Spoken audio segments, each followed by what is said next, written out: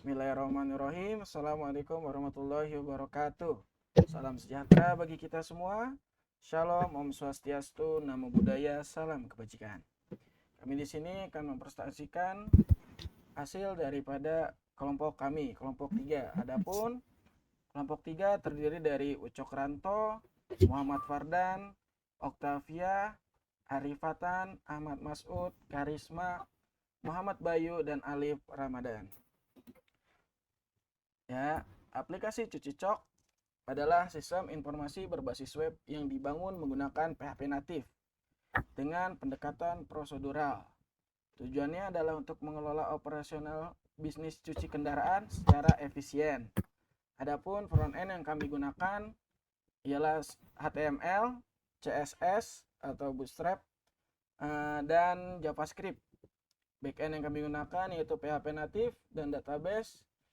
Kami masih menggunakan localhost yaitu MySQL via XM. Selanjutnya akan dijelaskan oleh teman kami.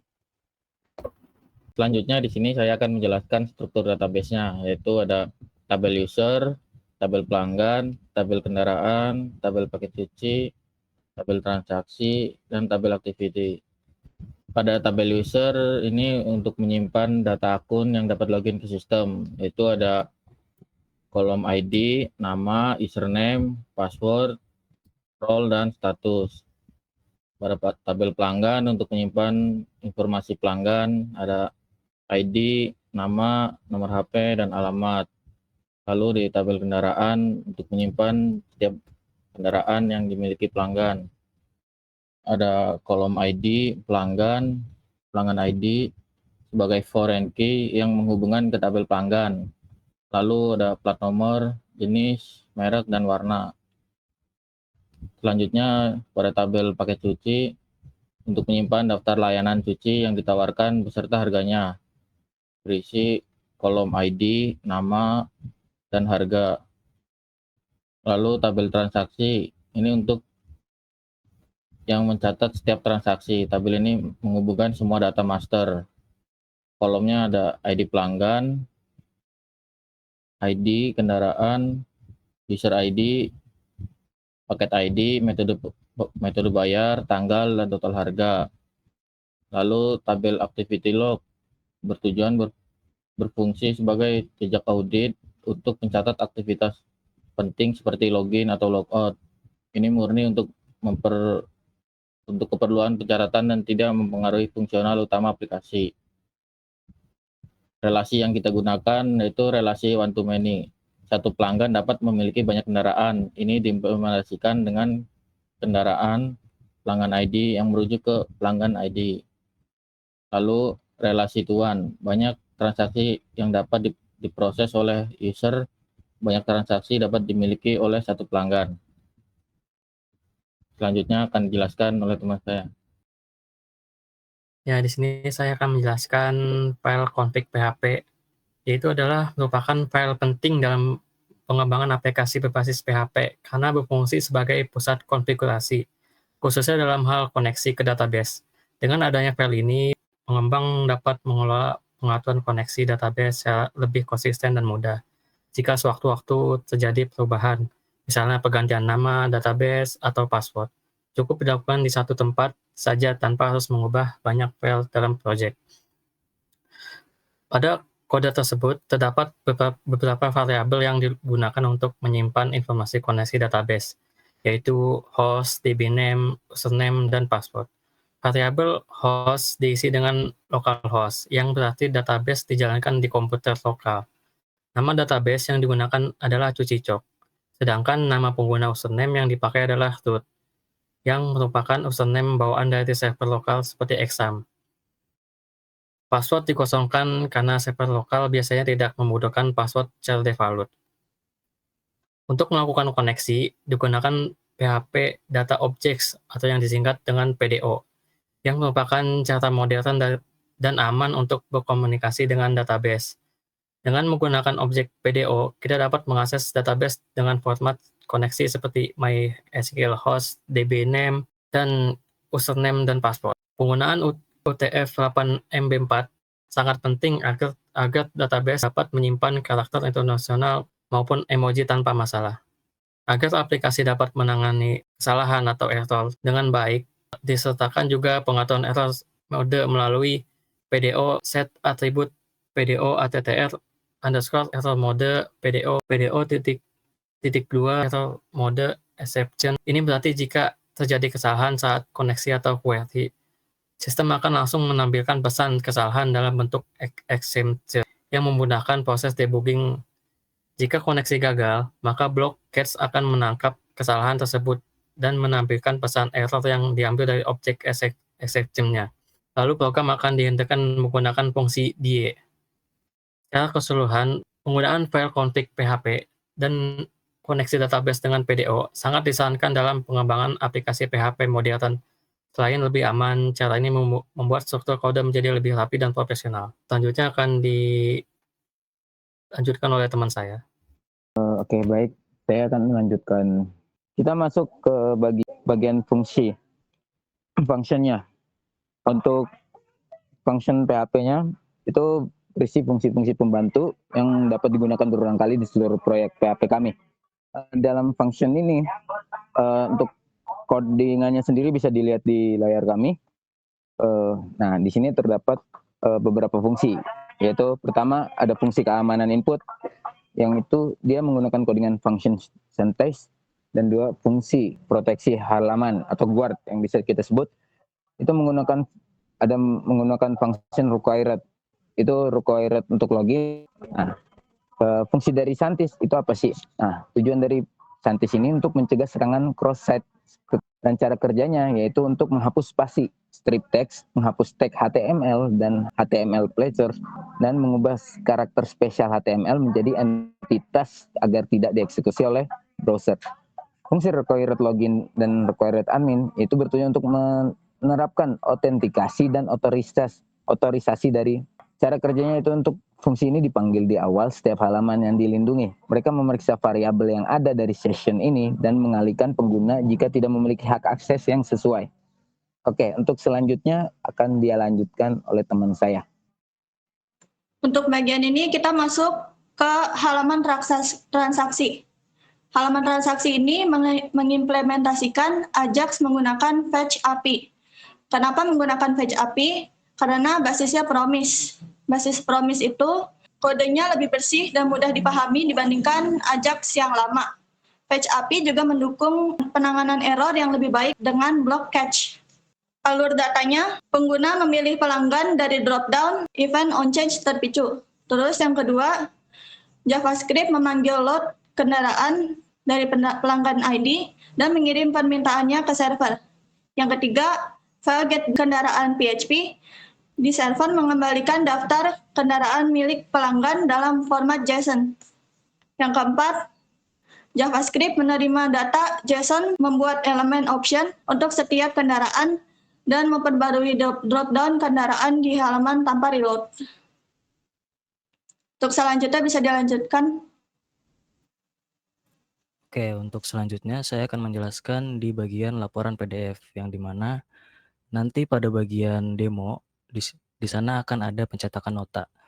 Nah, di sini karena kami menggunakan PHP natif, jadi kami tidak menggunakan Composer, melainkan menggunakan integrasi library eksternal. Yang dilakukan sama kami itu manual. Nah, di sini kami menggunakan DOM PDF. Nah, di sini ada berbagai fungsi. Yang pertama ada require ons. Nah, ini adalah langkah kunci yang mendaftarkan autoloader khusus untuk DOM PDF. Saat kode mencoba menggunakan kelas dari DOM PDF, autoloader ini secara otomatis akan mencari dan memuat file yang diperlukan. Yang selanjutnya ada fungsi dari obstart dan obgetClean. Ini adalah teknik output buffering yang memungkinkan PHP untuk menangkap semua output HTML ke dalam sebuah variabel string. Proses rendering dan stream ada render adalah proses inti konversi HTML ke PDF. Jadi nanti ketika kita ingin mencetak notanya, dia akan mengkonversi ke HTML terlebih dahulu. Baru nanti dia akan masuk ke pencetakan PDF atau nanti pencetakan stroke. Nah, di sini itu dari stream, dia akan mengirimkan ke header HTTP-nya yang sesuai dengan content type application, yaitu ke DOM PDF. Nah, beserta data biner dari PDF tersebut ke browser untuk diunduh notanya ini. Dan selanjutnya akan dijelaskan oleh teman saya.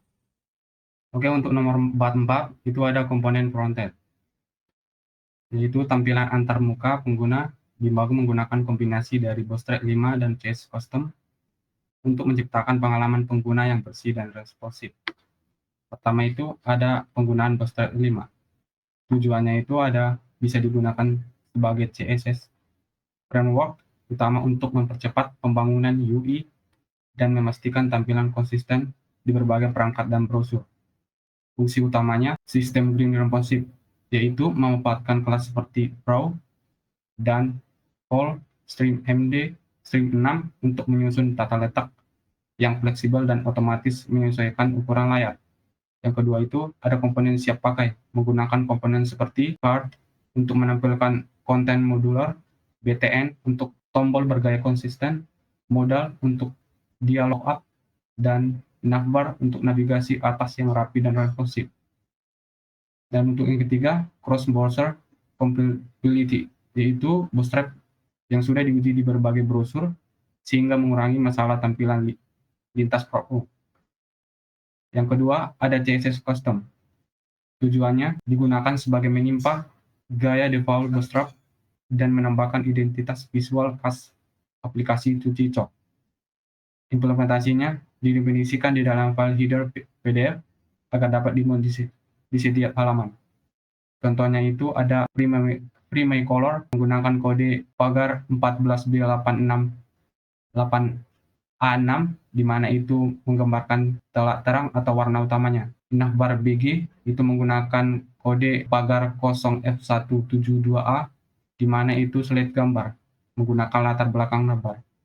Pendekatan berbasis variabel ini memiliki manfaat besar. Satu, pemanfaatan lebih mudah. Jika ingin menggunakan tema aplikasi, cukup ubah nilai variabel di suatu tempat.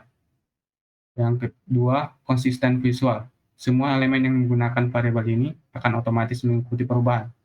Ketiga, stabilitas tinggi. Cocok jika aplikasi berkembang ke tema gelap atau terang atau branding yang berbeda. Oke, selanjutnya akan kami lanjutkan untuk mendemo web tersebut. Selanjutnya kami akan mendemokan web yang telah kami buat. Seperti pada hal umumnya, anggaplah kita belum mempunyai akun di sini sebagai admin. Maka kita buat dulu akunnya, masukkan nama lengkap, username, password, dan seperti biasa konfirmasi password. Lalu setelah dibuat, baru nanti kita ke form login. Ya, website ini hanya bisa diakses oleh kelompok kami.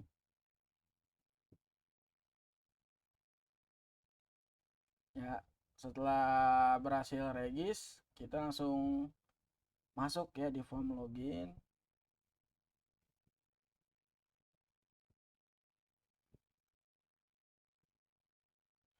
Ya, langsung masuk ke dashboard. Di sini ada tampilan dari transaksi terbaru, transaksi hari ini, pemasukan hari ini, total karyawan dan karyawan yang aktif untuk saat ini. Ini adalah tampilan dashboardnya. Lanjut kita masuk ke karyawan. Ya, di sini nanti ada nih tampilan karyawan-karyawan kita yang ada di cuci cok ya, karyawan cuci cok. Adapun nanti ketika ingin kita mengganti data atau menambahkan karyawan baru, nanti kita masuk tapi kita coba tambah karyawan baru. Masukkan nama lengkap seperti tadi, nama lengkap, username dan passwordnya.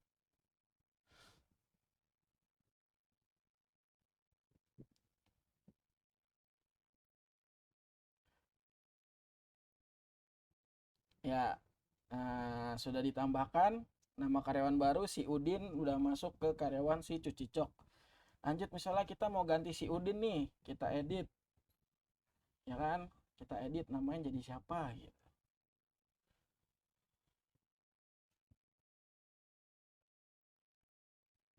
Namanya jadi Jamaludin.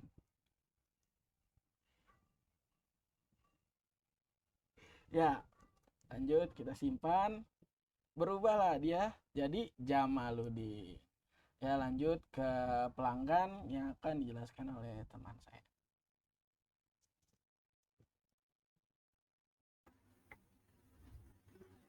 Selanjutnya kita masuk ke tampilan halaman pelanggan. Nah, di sini terdapat ada data pelanggannya seperti nama, nomor telepon, alamat, jumlah kendaraannya. Lalu di sini juga terdapat edit dan hapus serta tambahkan pelanggan. Untuk tata letaknya, kami menggunakan Bootstrap agar rapi dan lebih responsif. Kita bisa coba untuk tambahkan pelanggan. Oke, kita tambahkan nama lengkap, misalnya Ranto. Untuk nomor HP-nya kita ngasal ya. Selanjutnya alamat, lalu simpan. Oke, di sini sudah tertambah datanya. Pelanggan berhasil ditambahkan, Ranto dengan alamat Depok dan jumlah kendaraan belum ya.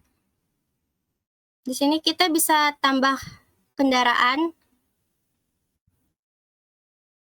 Halaman selanjutnya yaitu untuk menampilkan informasi kendaraan, berisi tabel pemilik, nomor HP, plat nomor, jenis motornya, mereknya, beserta di sini ada warna. Kemudian kita bisa coba edit. Misalnya terdapat kesalahan jenis kendaraan. Ternyata bukan motor tapi mobil. Oke, di sini kita simpan. Oke, di sini sudah berhasil diperbarui. Oke, selanjutnya itu kita masuk ke halaman shift. Nah, di sini halaman ini tuh berfungsi untuk mencatat jadwal kerja karyawan. Nah, yang berisi tabelnya itu nama karyawan, waktu shift, dan tanggal. Sini ada misalnya shift pagi. Kita ambil Alif. Lalu ada lagi siapa Alif lagi. Kemudian untuk shift siang kita ambil Ahmad. Kemudian untuk shift malam kita ambil Ari. Oke. Kemudian kita simpan jadwal shift. Nah, di sini jadwal shift berhasil disimpan. Maka dari itu, dari data yang sudah diinput menggunakan form dengan pilihan barusan, visualnya dibuat simple agar fokus dan berfungsional. Oke, selanjutnya saya akan menjelaskan dari form transaksi. Di sini ada dari judul data pelanggan, di sini ada pilih pelanggan, pilih kendaraan, dan paket layanan. Begitu juga dengan metode pembayaran, di sini ada cash, QRIS, dan debit. Pertama kita bisa pilih di pelanggan. Misal kita pilih Ucok dan pilih kendaraannya yang tadi Honda berbentuk mobil. Di sini kita pilih paketnya cuci mobil premium. Dan metode pembayaran kita gunakan QRIS atau mungkin cash aja. Ya, oke, langsung kita ke proses transaksi. Nah, dia langsung masuk ke notanya yang berbentuk HTML atau tampilan awal di websitenya saja. Nah, di sini kenapa tadi kita menggunakan DOM PDF? Nah, DOM PDF itu untuk mencetak notanya ke dalam bentuk PDF. Kita bisa download PDF-nya atau cetak nota. Cetak nota di sini kita bisa seperti ini hasilnya. Dan kalau download PDF sama saja, perbedaannya tidak ada. Dia langsung mendownload. Nah, dia harus menginstal lagi ininya. Langsung kita ke transaksi baru. Nah, selanjutnya di laporan. Pada bagian laporan ini ada tanggal mulai, di sini tanggal mulai bisnisnya, mulai si cuci Steam-nya ini. Dan di sini ada total transaksi harian dan total pendapatan juga, metode pembayarannya apa, dan paket cuci yang dipilih itu apa aja. Di sini ada tanggal, nomor pelanggan, kendaraan, paket, total, metode, kerawian juga ada di sini. Dan kita bisa cetak notanya di sini. Dan ini tuh untuk laporan transaksi harian gitu. Nah, di sini kita bisa ekspor PDF-nya. Dan tunggu aja. Nah, dan dia udah nge-download di sini. Dan hasilnya seperti ini. Jadi ini laporan untuk si usaha cuci Steam-nya tadi. Oke, mungkin sekian dari kami. Penutup akan dilakukan oleh teman saya. Akhirnya sekian dari kami. Adapun sedikit kesalahan atau banyaknya benar di sini, kurang lebihnya mohon maaf. Assalamualaikum warahmatullahi wabarakatuh.